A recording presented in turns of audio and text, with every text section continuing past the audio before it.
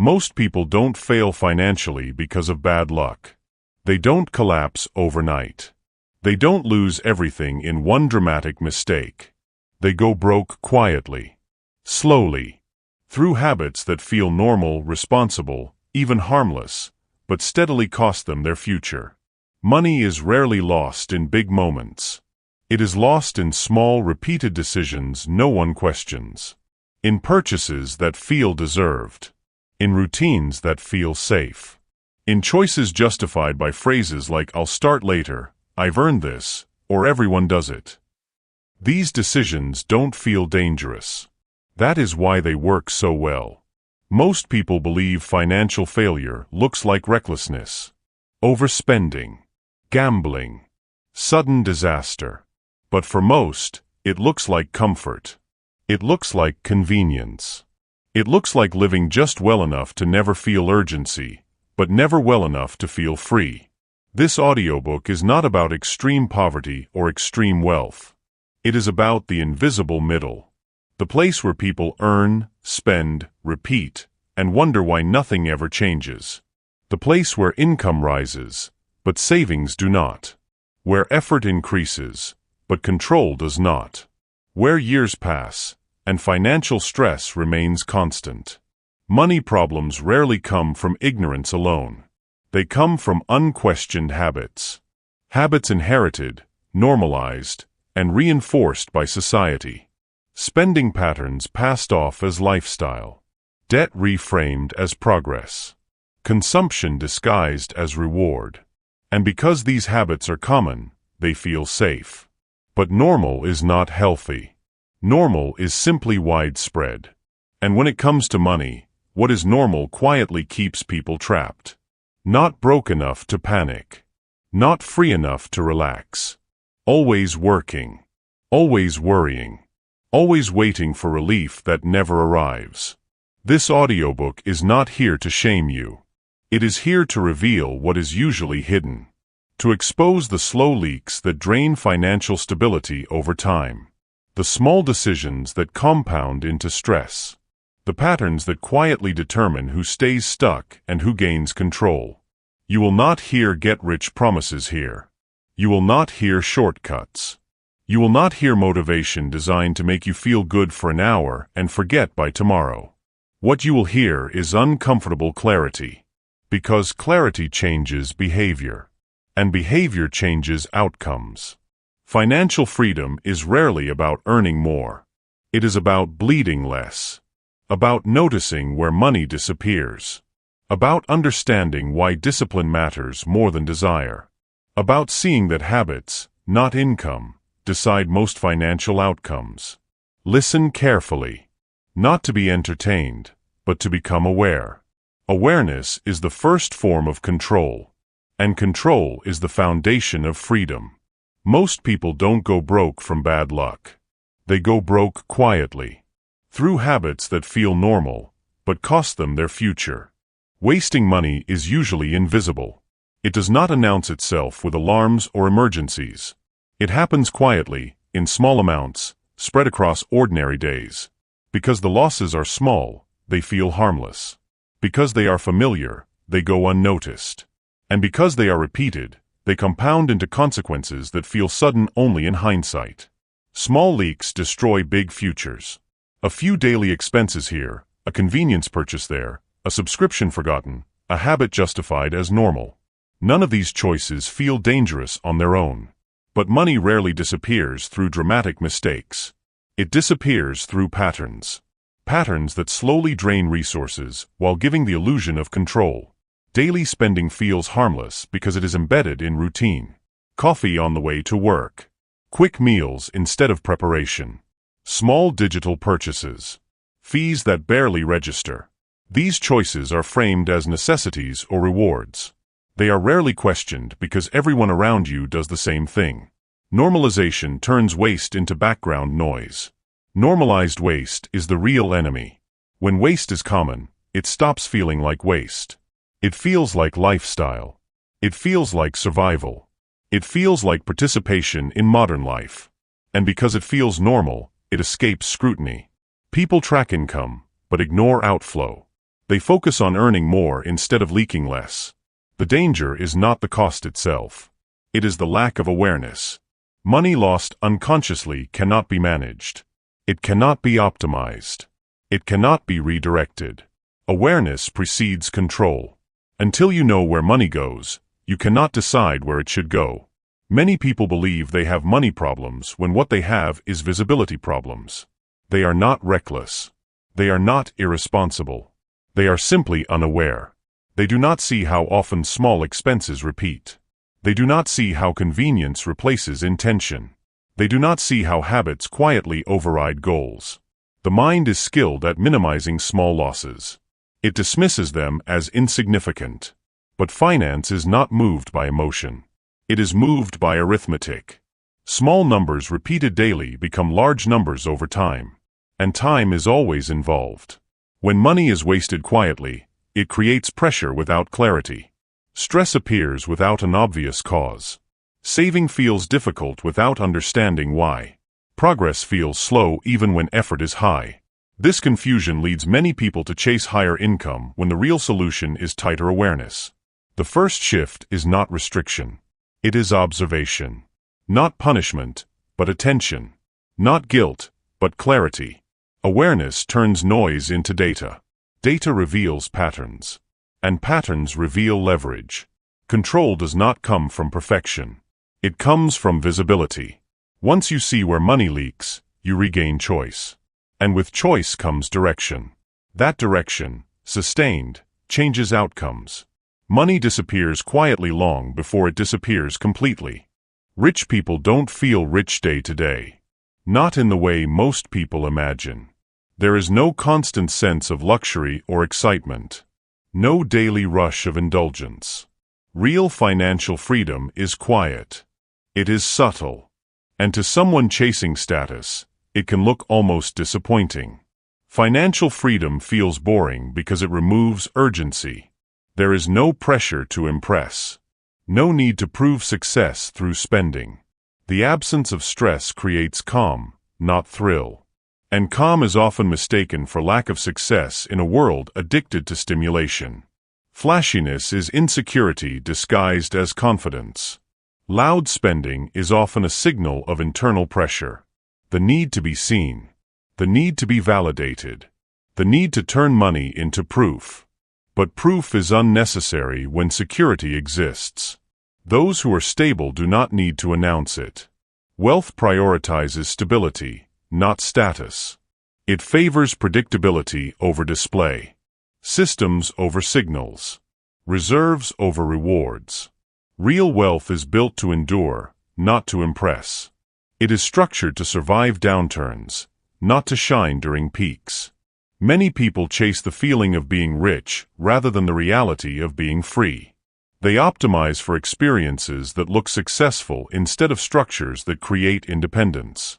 They choose visible wins over invisible foundations.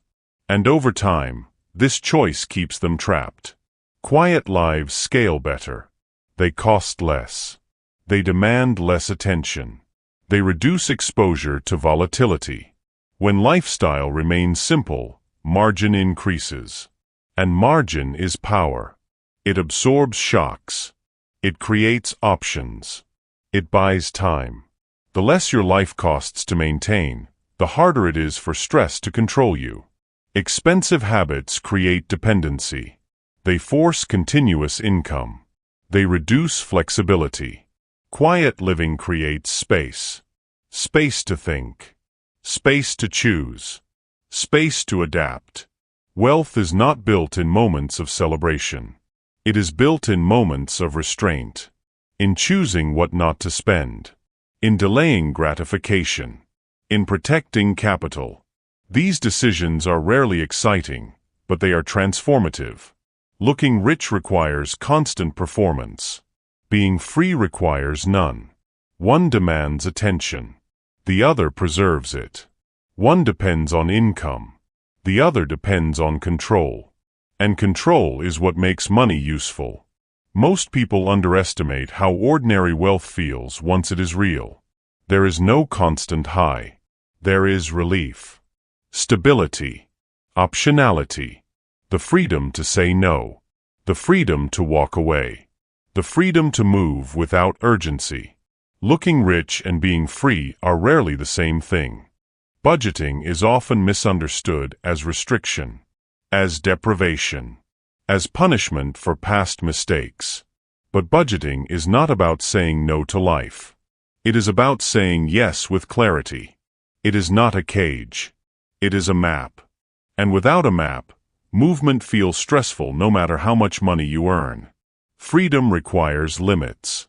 Without boundaries, money becomes unpredictable. And unpredictability creates anxiety. When you do not know where money is going, every purchase carries quiet tension. Even small expenses feel heavier because they are unaccounted for. Limits do not remove freedom. They create it. Boundaries create peace because they remove decision fatigue. When spending is intentional, there is no guilt attached. You are not negotiating with yourself in the moment. The decision was already made. This allows enjoyment without stress and saving without resentment. Untracked money creates anxiety because the mind fills gaps with fear. When numbers are unclear, imagination runs wild. People feel broke without knowing why. They feel behind without evidence. This uncertainty is often more stressful than actual shortage. Control removes guilt. Guilt appears when actions conflict with intentions. Budgeting aligns the two. It turns vague goals into specific plans. It replaces hope with structure. And structure stabilizes behavior. Most people avoid budgeting not because it is difficult, but because it forces honesty. It reveals patterns. It exposes trade-offs. It makes consequences visible. But visibility is not the enemy. Confusion is. A budget does not judge. It informs. It shows reality without emotion. And reality, once seen clearly, becomes manageable. You cannot improve what you refuse to measure. When money is directed, it stops feeling scarce. Even limited income feels lighter when it is organized. Each dollar has a role. Each expense has a reason. This reduces stress, not income. Budgeting is not about perfection.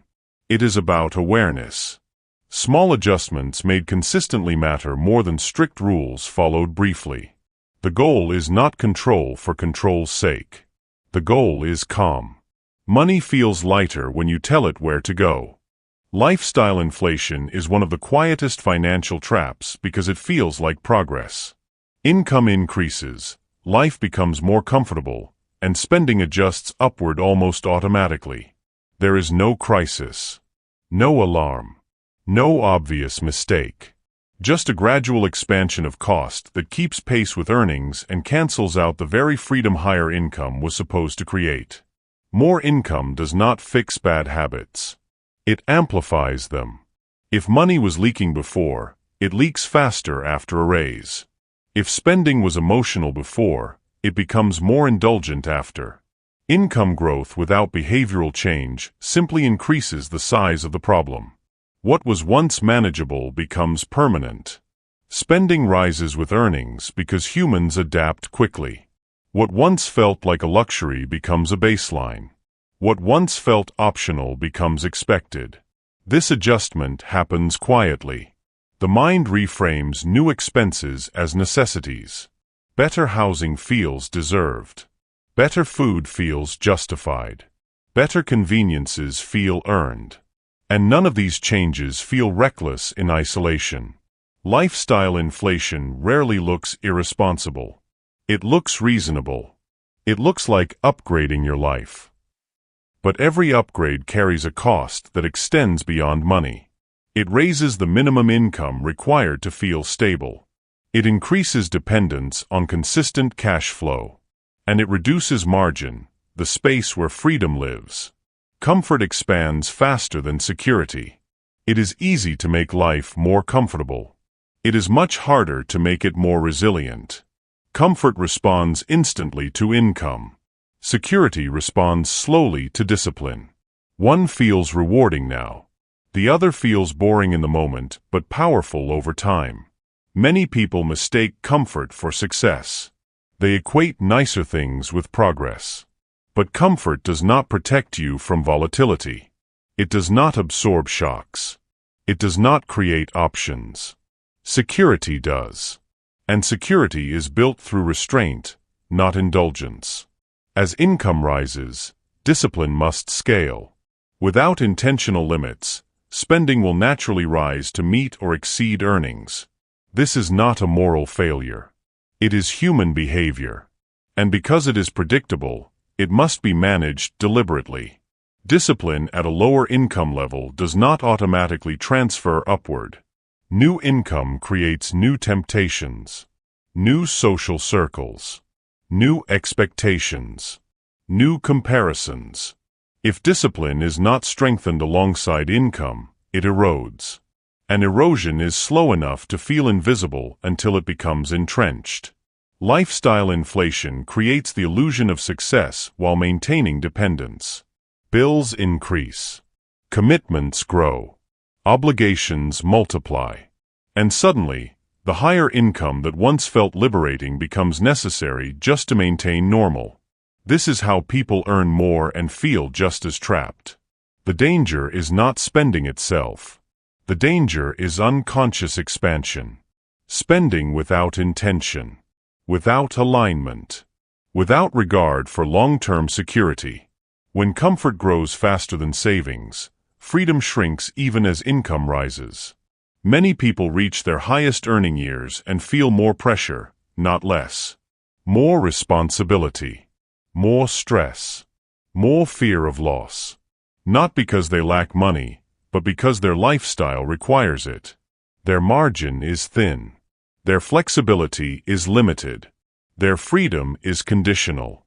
The purpose of earning more is not to raise consumption. It is to raise control.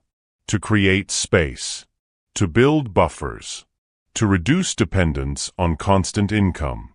When income increases but habits do not change, the opportunity is wasted. Discipline is not about deprivation. It is about proportion. It is about deciding what scales and what does not. Which expenses grow and which remain fixed. Which comforts are chosen intentionally and which are resisted. This discernment is what separates progress from illusion. A controlled lifestyle does not mean a restricted life.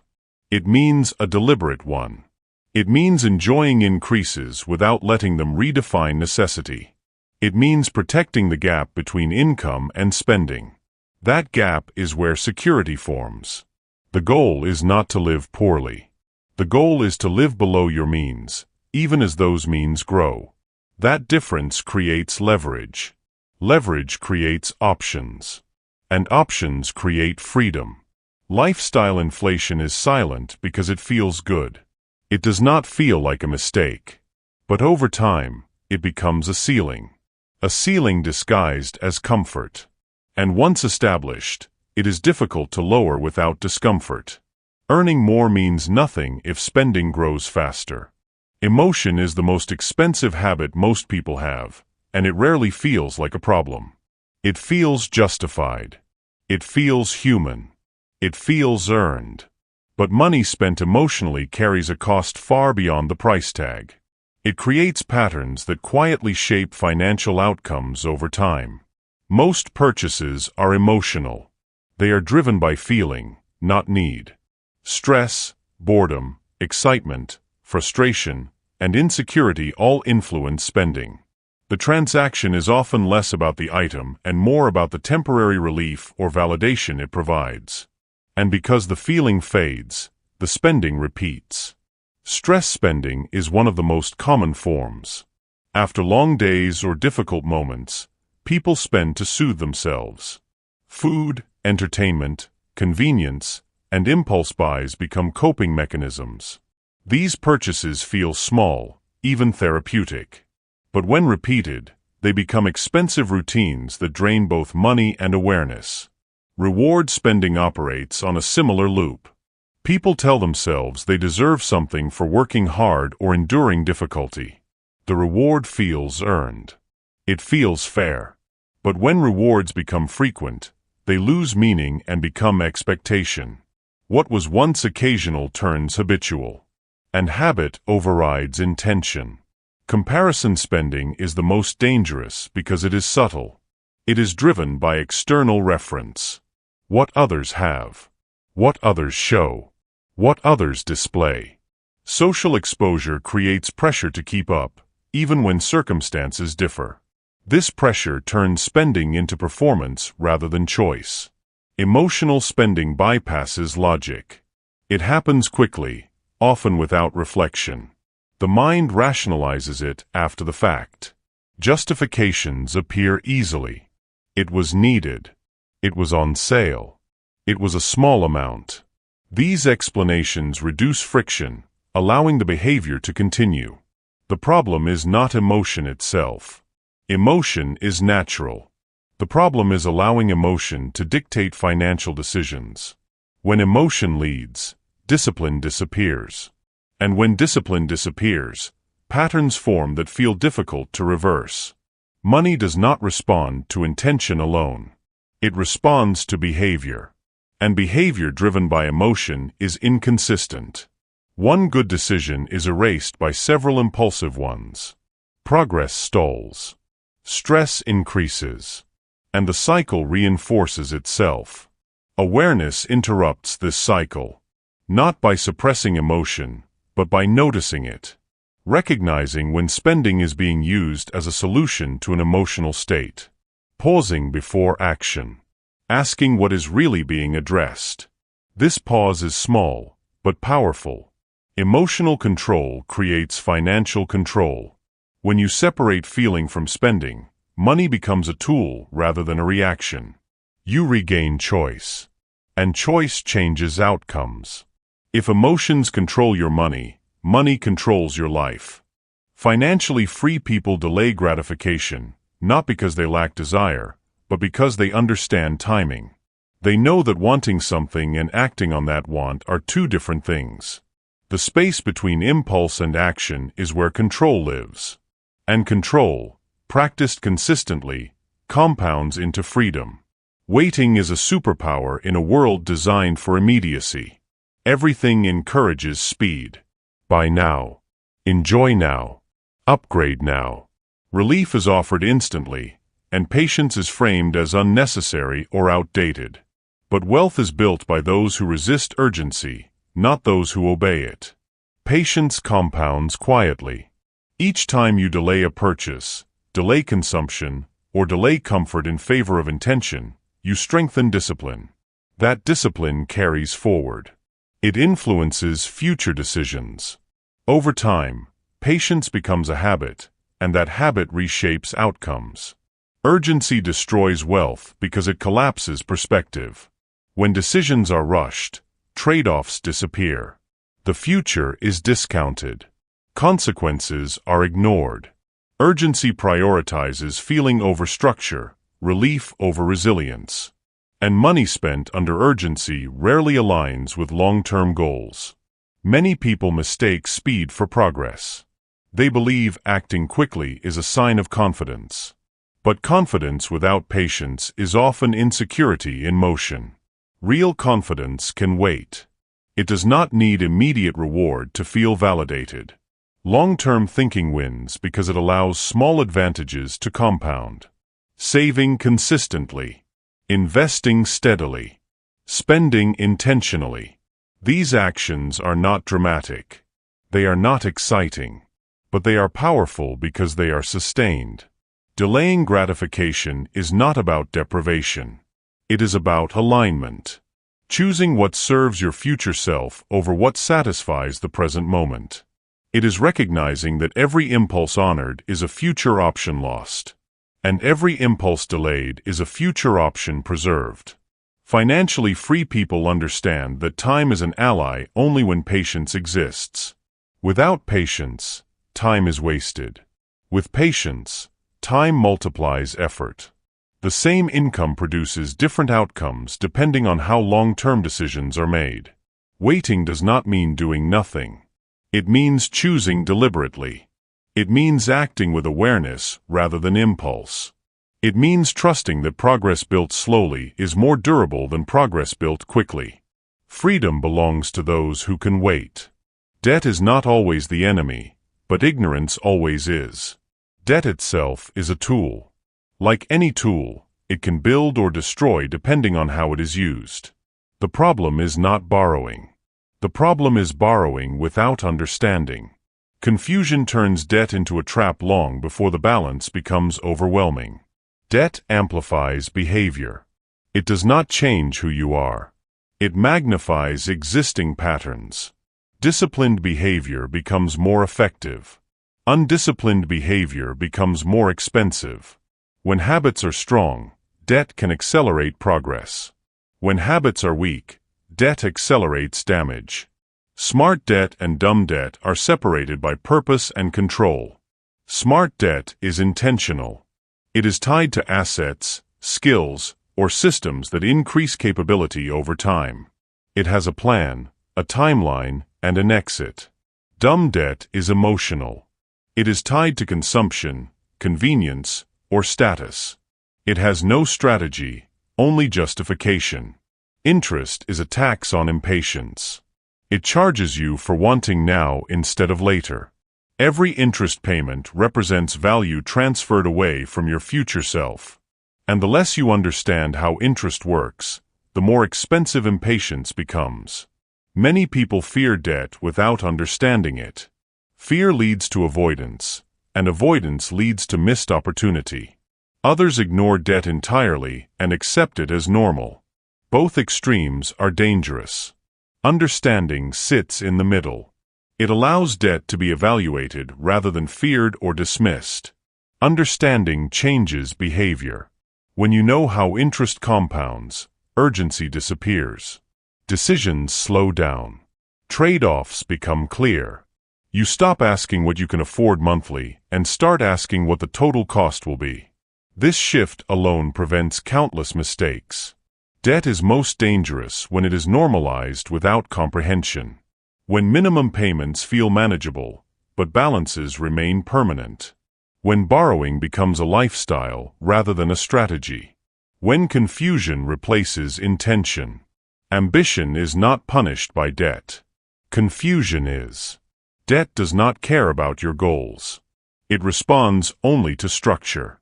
Without clarity, it grows heavier. With clarity, it becomes manageable. Debt punishes confusion, not ambition. Saving is not about income. It never was. It is about identity. About how you see yourself in relation to money. Two people can earn the same amount and end up in completely different places financially, not because of opportunity, but because of behavior repeated over time. Habits beat earnings. Income is a tool. Habits decide how that tool is used. A low income combined with discipline creates progress. A high income combined with chaos creates stress. One builds slowly and steadily. The other looks impressive and collapses quietly. Many people believe they will start saving once they earn more.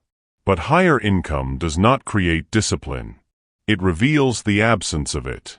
If saving is postponed until conditions improve, it rarely begins. Behavior that is delayed is behavior that is avoided. Saving begins with identity. When someone sees themselves as a saver, their decisions change automatically. They protect margin. They think ahead.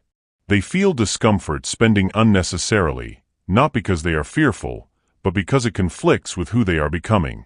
Systems matter more than motivation. Motivation is emotional and temporary. Systems are structural and consistent. Automatic transfers. Clear rules. Simple routines. These remove reliance on willpower and replace it with predictability. Predictability is what makes saving sustainable. Most people fail at saving because they rely on intention instead of structure. They plan to save what is left over, but nothing is ever left over. Systems reverse this.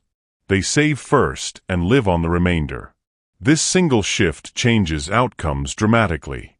Consistency builds trust. Every time you save, even a small amount, You reinforce trust with yourself. You prove reliability. Over time, this trust becomes confidence. Not confidence in income, but confidence in behavior. And behavior is what compounds. Saving does not require perfection. It requires repetition. Missed months do not erase progress. Stopping entirely does. Small, consistent actions matter more than large, occasional ones. The goal is not speed. It is sustainability. When saving becomes identity, it stops feeling restrictive. It feels stabilizing. It creates calm. It reduces anxiety. It builds optionality. Money stops being something you chase and starts becoming something you manage. Saving is who you are, not what you earn. Wealth is built quietly, not publicly. It grows best away from attention, away from commentary, and away from comparison. The loudest financial moves are rarely the strongest ones. Real progress prefers silence. Privacy protects progress because it removes pressure. When plans are private, they are allowed to mature without interference. There is no need to explain decisions, justify timelines, or perform success. Energy stays focused on execution instead of validation. Silence prevents comparison. Comparison distorts judgment by shifting focus from alignment to appearance. When you measure progress against others, you inherit their timelines, their priorities, and their risks. Quiet progress stays personal. It follows your capacity, not someone else's highlight reel. Quiet plans compound better because they are built for durability, not applause. They are adjusted thoughtfully. They evolve without ego. Mistakes are corrected early because there is no audience to impress. This flexibility is an advantage few recognize. Public pressure distorts decisions. Once goals are announced, they become expectations. Expectations create urgency. Urgency leads to shortcuts. Shortcuts increase risk. What began as intention becomes performance. And performance rarely produces optimal outcomes. Many people share plans too early. They confuse intention with progress. Approval feels like momentum, but it does not replace action. In fact, it often reduces it. The mind receives satisfaction before the work is done, weakening follow-through. Wealth requires patience, discretion, and consistency. These traits do not thrive under scrutiny. They thrive in routine, in repetition, in quiet discipline. The less attention a plan requires, the more likely it is to survive volatility. Silence is not secrecy born of fear. It is strategy born of focus. It allows progress to unfold without distraction. It keeps decisions grounded in logic rather than reaction. And it protects confidence from external noise. Public success invites public opinion. Opinion invites doubt. Doubt invites hesitation. Quiet success avoids this cycle entirely. It grows unnoticed until it is undeniable. Most people overestimate the value of being seen and underestimate the value of being stable. Stability compounds. Visibility fluctuates. One builds freedom. The other builds pressure. Most real wealth is invisible by design. Money is a tool, not a scoreboard. It was never meant to measure worth, intelligence, or success. When money becomes a way to keep score, it stops serving life and starts serving ego. And ego is expensive. Money serves life best when it supports what matters. Health, time, stability, choice. When accumulation becomes the goal, clarity is lost. People chase numbers without direction. They collect without purpose. And eventually, they own more but feel less in control. Purpose beats accumulation because purpose guides use. Without purpose, money has no direction. It moves according to impulse, pressure, or comparison. With purpose, money becomes intentional. Each decision supports a broader life design rather than momentary satisfaction. Control beats excess. Excess creates complexity. It increases maintenance, obligation, and attention cost. Control simplifies. It allows money to do its job quietly in the background. When control exists, less money is required to create peace. Enough is powerful because it ends the chase. It defines a stopping point.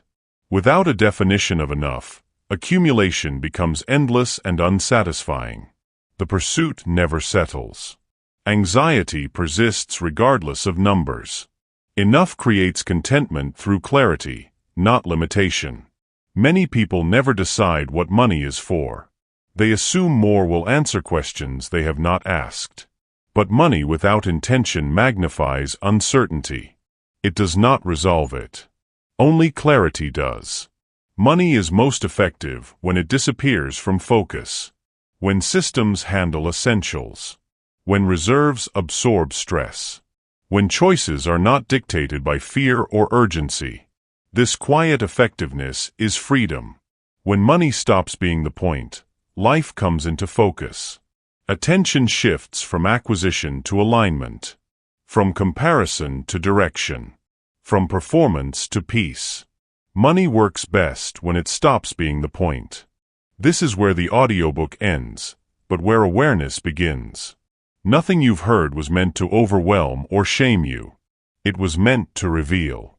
To show you that most financial struggle is not caused by catastrophe, but by patterns repeated quietly over time. Awareness comes before change. Until you see where money goes, why it moves, and how habits shape outcomes, nothing truly shifts. Ignorance is expensive, not because people are careless, but because they are unaware. Once awareness exists, options appear. And options are the beginning of control. Discipline matters more than impulse because impulse is emotional and temporary. Discipline is calm and consistent. It does not demand perfection. It demands direction. Each discipline choice may feel small, but over time, those choices accumulate into stability, confidence, and freedom. Impulse spending feels relieving in the moment, but it borrows from the future. Discipline does the opposite. It protects tomorrow without stealing from today. It allows enjoyment without regret and progress without pressure. Control matters more than comfort. Comfort feels good now, but control supports you long-term. Comfort asks little and offers little in return. Control requires intention, but it gives back options, flexibility, and peace. Financial freedom is not about having everything. It is about needing very little to feel secure.